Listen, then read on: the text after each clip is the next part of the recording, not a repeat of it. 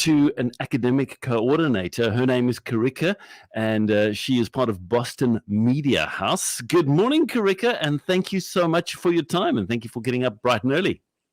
Oh, thank you so much. Good morning, guys. Hope you're keeping well this morning. Yeah, we are good. Beautiful weather here in Cape Town. We had a bit of rain and even a bit of thunder yesterday. It was kind of bizarre, here in Cape Town when it thunders, everybody's like, did the mountain fall down or what's going on, Not like here by us. Exactly. I mean, that's every day, you guys. We're here to talk about the whole thing of dealing with burnout when it comes to studying and effective ways and strategies to deal with study burnout. Just take us through this, please.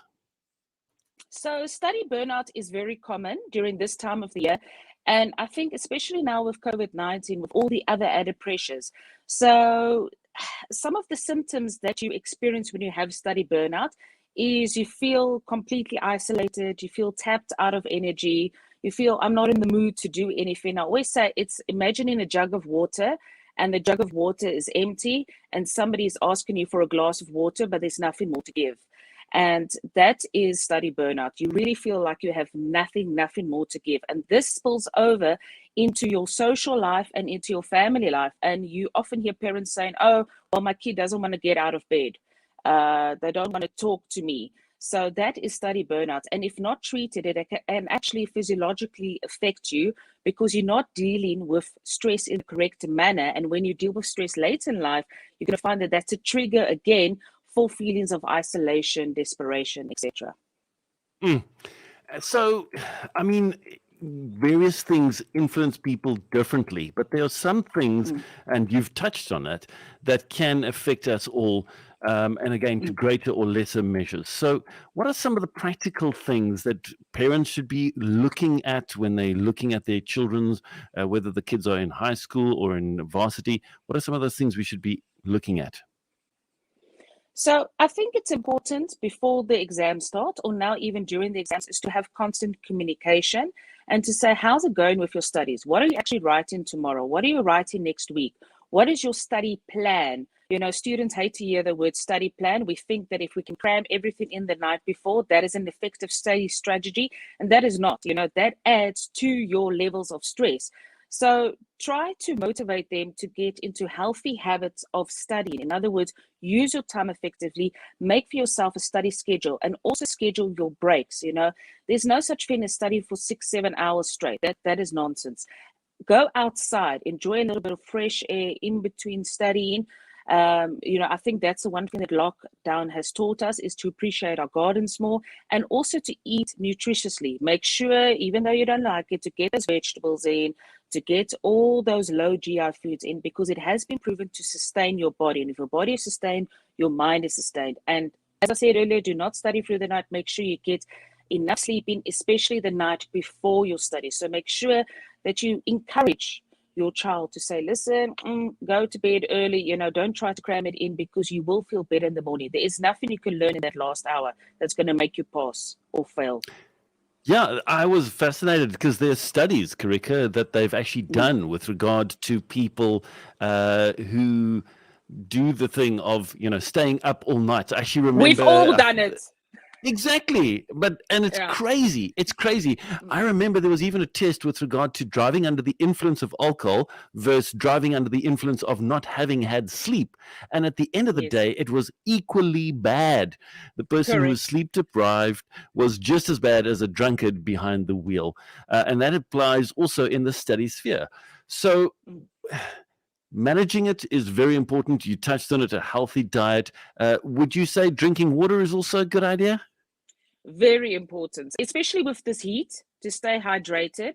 And there's a tendency these days to drink those energy drinks, but those energy drinks are high in sugar and high in caffeine. So what it does, it spikes you up and drops you down, spikes you up, drops you down. So that is why I say there's no replacement for water.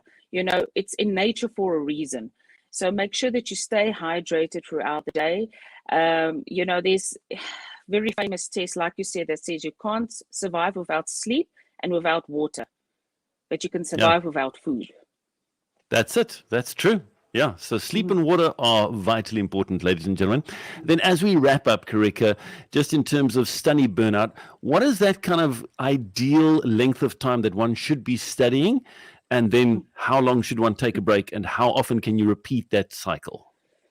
Ooh. Okay, kids should close their ears now. So it's been proven that you only pay attention for 18 minutes now, effectively. But let's be honest, you can't really study for 18 minutes and then take a 10-minute break. So I would say you need to go for about 45 minutes, really focused, and then 15 minutes, take the time to drink your water, perhaps look outside your window, go to the loo. So break it up into 40-minute sections. And if you have 40-minute sections or 45-minute sections, then give yourself an hour break. But it also depends on each person. That's where you and your personality and your style of studying also comes in. And that's why it's important from primary school, when you write your first test, it's important for parents to study with their children the first few tests, to start to also see what kind of student is the student. My mother has a famous story. I was the kind of student who can lie on my bed and read a book and remember everything. My sister's the kind of student who had to make the mind maps, and that obviously took her longer. So that's why it's important to learn the different study styles and see which style suits you effectively, and that will answer how long it will take you to study. Sure, that is so good. And as you rightly identified, from primary school, check that out. Just last night was at a book launch and chatting to friends who we haven't seen in a while, and they were talking about their son, and he's in grade 2. What's that, like sub B? Yeah. And they don't do exams and tests, they do assessments. But then he freaks out because he's not allowed to ask for help or anything like that. And that is something that they've realized they're going to just have to nip in the bud with regard to that. But going a bit further, one of the things I remember very well was I had to study really hard. I'm a little bit, slower than most, I suppose. Thanks. But there were those in my class and in different environments that it's just like you said, they would read it once and they would remember it for the whole year. And for me, I'd have to go over it and over and over and over. How do you deal with that thing of you feeling like, well, I'm just slower, or I'm just this, or I'm just that? How do you deal with that? Don't compare yourself to other people, but it's very easy to say it. It's not so easy to do. Michelle Obama said, know your own walk, and if you know your own walk, you know your strengths. So yes, I could read a book and remember, but I can't do maths. My sister can do maths. So I think it's important for us to stop comparing ourselves, and also to give ourselves positive affirmations and say, yes, I might not do this, but I do X, Y, and Z well.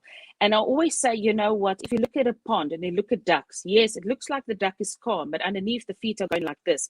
So they are just hiding their stress, perhaps better than what you are.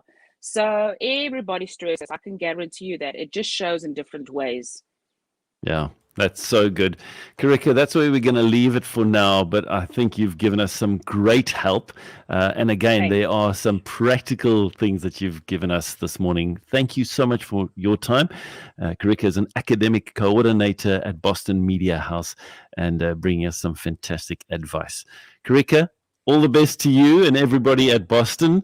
And again, thanks for chatting to us. And I think as a parting shot, we're just going to say, guys, what Carike said, what Michelle Obama said, know your walk. Everybody has a different walk. You walk at a different pace and enjoy it as you go about it.